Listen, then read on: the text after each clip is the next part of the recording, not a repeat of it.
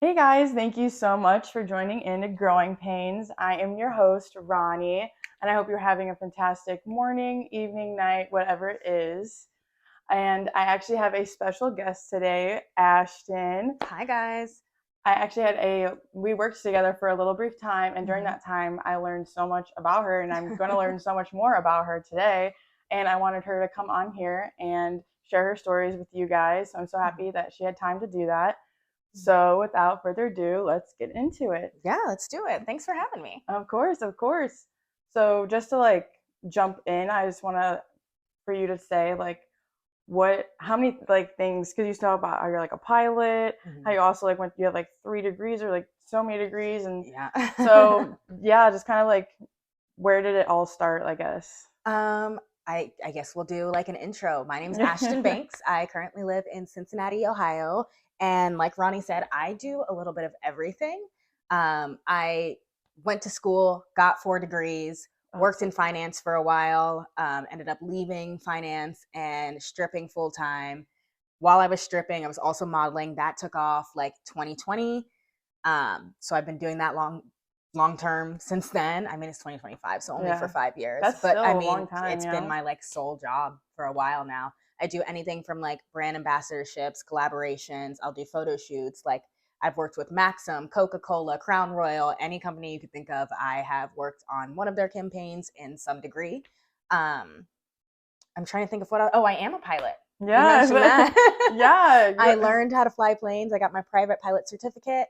I got it locally here out of Lunken. Yeah. That's so cool. It was just a fun little hobby. I needed to. Hobby. Yeah. I love that. Just a little hobby. I just want to know fly planes. I needed something to do. So I learned how to fly planes. That's so funny. I'm I'm going to try knitting. And then I do also knit. Okay. I just learned how to knit. I'm not cool. very good at all. The only thing I've made is a pair of leg warmers. Oh, okay. And then I made a pair of socks, but they were 2 different sizes. So I mean, hey, it's all right. And a baby hat with a little mushroom thing or a top. leaves Yeah. or oh my god, the little puff. Yeah. Oh, that's so cute. So I made love one that. of those. Yeah, I just do a little bit of everything. Okay, well dang. Well, with all of that, I guess how do you get these gigs? What was your first gig ever that you got? From oh gosh. Yeah. If I had to think back, I mean, we have the bridal district here in Cincinnati, and I've always done runway shows for prom and bridal, and I've worked for different companies down there. But I think the first gig where I kind of realized okay, we can make some money doing this was when I worked with Spearmint Rhino. I was a rhino girl out there. I was lucky enough to be featured up on their billboard in Las Vegas. Oh my gosh. Advertisements. It was the coolest thing ever to me at that time. And I think that's when I started to take it seriously. That photo shoot with True Black Media at the Rhino in Vegas is when I built my Ashton Banks platform. That's I so got cool. on social media, started promoting myself, and I was hey, I'm coming out of small town Cincinnati, Ohio, and I have been running ever since. I love that. So ever since then, what has been your favorite gig then? One of the best ones? Because you've been a lot of places. I've been everywhere. I remember when we were working, you're well, I'm gonna go fly here, then here, and here. I was oh my gosh. I was I feel this is just your little change area. This is your closet. And then you just come here, change. I drop off my bag and then I'm out.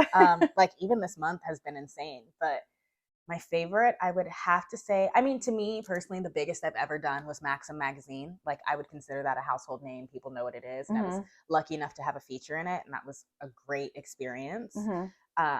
Actually, we'll talk about that because I'm glad I did it. But would I do it again? Immediately no. Really? Immediately no. Okay. But it was worth the experience. It's something girls they're I want to be in Playboy, I want to be in Maxim, I want to be in Sports Illustrated. So to finally get there was definitely something that I was you know what? You Pat did myself it. on the back. Accomplished. Yeah, exactly.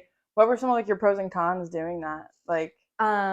I mean, the whole experience is a pro, right? Yeah. You think about it and you're I'm going to be flown out. I got to go to Bangkok, Thailand. It was killer. My god, that's it was sick. amazing. It's just this experience that's that's cool. In an umbrella. Everything about it was great. Yeah. Right. Oh my so gosh. I think what was difficult for me is when you're doing something of this caliber, you have these expectations, right? Yeah. And like one of them is like, okay, I'm gonna have like this experience. They're gonna give me XYZ. And I don't think I got XYZ. So for example, like I loved all the girls on the trip. My photographer was great, outfits were amazing, staff was great. They, as I don't even know if everyone's going to be watching or listening on audio, I am a very dark-skinned African woman. My family, I'm first gen American, very proud of it, but both of my parents are from Ghana. So visibly I am dark-skinned. You booked a dark-skinned model, and then the makeup artist for this photo shoot Yeah. had never met a black person in her life before. You're Like kidding. she had seen black people on TV. She was not racist. She was not mean. She was like not nasty. just She had never met a black person in her life, in like her real life. She that was is Russian. crazy. They flew her out. I don't know where they found her. She Oh my just had never met a gosh. black person. So when it came time to do my makeup, like it was a very obvious struggle. Wow. And like one of the things Yeah. that Maxim prides themselves on is like, hey, like we are not, don't bring any makeup. We have a staff. Don't bring any wardrobe. We have outfits picked out for you. So imagine me being like halfway across the world. I am 26 hours away from home, and like I brought very minimal makeup for my non-shooting days. And now you want me to do this like very high-end campaign that's going to be published internationally. This was Maxim Australia. That's crazy. So, oh my gosh. This woman has never seen a black person. So like that's insane. That was a struggle. And like even with hair, like I understand that like for a lot of people being in the modeling world, you expect, if you close your eyes and think model, it's 6 foot, skinny white woman with big fake tits and blonde hair. And that is just not me. So when they booked hair, like the person they booked had never worked on a weave before. Oh my gosh. So you're just like, okay, well, I guess I'll just work on myself. Yeah. So now I'm like getting myself ready for this. That's like so the biggest crazy. photo shoot of my career. That is so insane. Oh my gosh. But I did it, and it turned out perfectly fine. The pictures were fire. I was published. It was amazing. Okay. But it was just something that I was like, wow, y'all really could have done better. Yeah, exactly. You're this like was stressful now. Like, yeah, you're like you didn't stressful really set me enough up for that I'm like okay, right now. Yeah. Like, oh my gosh. So that's. But that was a really good time. Even though like I went through that, it's definitely a learning curve, and that's something like honestly I should have known. Being a model, like you always have to have your own shit ready and be able to take care of yourself. But thinking about it, thinking back on it, I think I just held them to a higher caliber because I had aspired to be with them for so long. So when I got there, I was disappointed that they did not meet my expectations. I would have definitely been like, excuse me, you guys are top notch. Like you can't even get my makeup and hair in order. Like what's yeah, exactly. But it's like at this point we're in Bangkok, and I was out actually like makeup? I was in River Kwai. So we flew into Bangkok, and then I took a shuttle 3 hours out into the river where we were shooting. Oh my gosh, so it's that's like crazy. No, you cannot go to the Ulta and get your foundation. And by the time you get to the Ulta, you're gonna realize they don't carry your foundation because we're in Bangkok where everyone is Asian or fair skinned. Like yeah, exactly. Like I was fuck out of luck. We had to figure it out. Fuck out of luck. That is so funny. That is crazy. Yeah, crazy experience. But did you end up liking how the shoot turned out, or like how I didn't love the photos, but it's to me it's like, and I think a lot of models will tell you this, you don't have to love everything you shoot. Like it's not for me. Maxim was like, hey, we'd love to have you. I can add Maxim to my portfolio and say that I've worked with companies of that caliber, and you kind of just move on from it. Yeah. People like will be like, that's so awesome, you worked for Maxim. I'm like, baby, I forget half the time. I forget. It was not. Yeah, it was not all that in a bag of I've chips. worked with smaller names who have made me significantly more happy with the work. Oh, so okay. Well, that's nice. That's dang. Okay. What would you say like you want to see yourself in like 5 years? Because I also know you just got a house, so that's amazing. Yeah, I just bought a house, so I moved. Cool. I was able to keep my condo, so not only did I get a house, I got my first rental property and became a landlord. Oh my gosh! So that's all happening right now. I literally just moved yesterday. I know. So my house is full of boxes. I'm wearing this because I don't know where any of my other clothes are. They are packed up. So it's been like a crazy experience just dealing with that. I'm 29.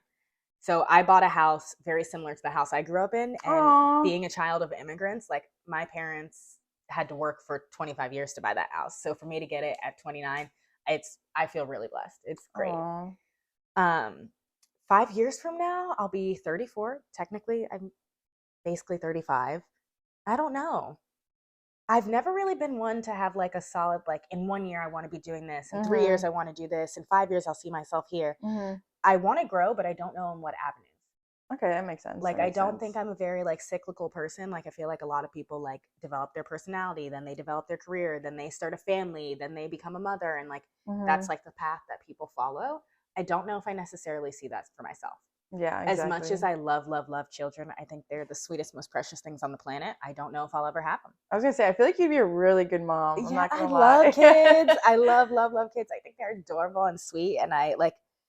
I just I love them with all my heart, but I don't know if that's for me. And I would hate to. It's like not something you can kind of take back. Yeah, that's true. Once the Yeah. kid is there, you kind of it Yeah, you're really like, like oh, needs okay. you and relies on you. And I don't know if that's a pressure I'm ready to take on just yet. Yeah, I feel like makes that's sense. the avenue a lot of my peers are going down right now. I feel like every time I go on Instagram, it's like another kid, another marriage, Yeah, another somebody's proposal. I'm pregnant, like, somebody's getting okay. married, somebody's engaged. Like and that's It's great if so that's what they want. crazy. I'm so Yeah. happy for everybody, but I just don't know if that's Yeah. for me. Yeah. I mean, yeah, I get it. So I think I'm to the point in my life where I am really figuring it out and Yeah, like that's not good. putting too much pressure on it. Mhm. I do have like financial goals. I would like to save up more money. I would like to like either buy a business or more rental properties. I definitely want to acquire more real estate, um, and see where that takes me. Okay, yeah. The But real estate is really, I feel like that's probably one of the best things to yeah, get into like all the time because real estate's always going to be there pretty much. I yeah, mean, and it's yeah. I think a lot of people don't realize there is a finite amount. Like I don't Mhm. remember who said it, but there's an actress who was like, "If you love me, buy me land because they're not making any more of it." Like it's they are literally not making any more. What we've got is what we've Yeah. got. That actually is, I've never thought of that like actually because it's kind of there's Yeah, it's not limitless. There yeah. is a limit. So it is a finite resource, and I would like to acquire as much of it as possible. So Smart. we'll see how that goes and just see where life takes me. Career wise, I think I'll definitely still be working. Yeah. Everyone's like, can't you just like get a smaller house and retire and hang out? But like, why would I do that? That'd be boring. Yeah. Yeah, exactly. It keeps like That'd it keeps the plot going, you know? yeah, like I love doing like fun little creative tasks. Like I was just telling Ronnie, I learned to knit recently and I really enjoyed that. Even though I wasn't like extremely good at it, it's something I didn't know if I'd be able to do. Like, Mhm. who knows? I might go back to school for something or I might Yeah. just like figure out I have a strong passion for something and really pursue it. But I don't want to limit myself to any degree. I love that. I love that. What were your degrees in? So my first two are political science and global diplomacy, and then I have cultural anthropology and international business, and then the pilot's license, and then I'm trying to think of any other things that are like important that I've learned. But it really just happens in passing. Yeah. I think that's a fault that I have within myself is I never really take the time to celebrate. So then when like things like this come up and people are like, "So what have you done?" I'm like, "A little bit of everything, but I don't know what to tell you. Like, what do you want?" Yeah. I feel like you don't it's like hard to like take in the good moments because you're always constantly like looking for the next thing in a Yeah. way. So it's like, okay, now that that's done, the next thing. Yeah. So But maybe I should definitely focus on slowing down, but that's not a skill I have, unfortunately. maybe just take a little time in every day to like, be like, okay, I did this today. Take, yeah, a little Yeah. pat on the back, you know? I mean, I literally bought a house and moved yesterday, and Yeah, I'm like, like, girl, pop that bottle of champagne. Be like, uh, woo! yeah. So I said I was gonna get bottle service with all my girlfriends and like get ratchet in the club, I love that. but now I'm like, baby, I got two mortgages. I can't be buying no bottles. I got two I, mortgage. I got money, but my money might be looking a little funny. Yeah, Like, I have the don't bottle service at know. your Like, house, you know? yeah, we finna be at the house. Yeah. We might throw something on the grill. I don't Yeah. know, but that's all I got. Got some burgers, dogs. Like, we Yeah, got that's a everything maybe here. if I'm feeling generous, maybe a rack of ribs, like something fancy. I love that. I love that. Oh my gosh. What would you tell people who like want to like I guess get all of these promotions or just like be more out there and like get these gigs and what advice would you tell the people? That's a really good question. I I would tell people one, know what you want because I went into it very blindly.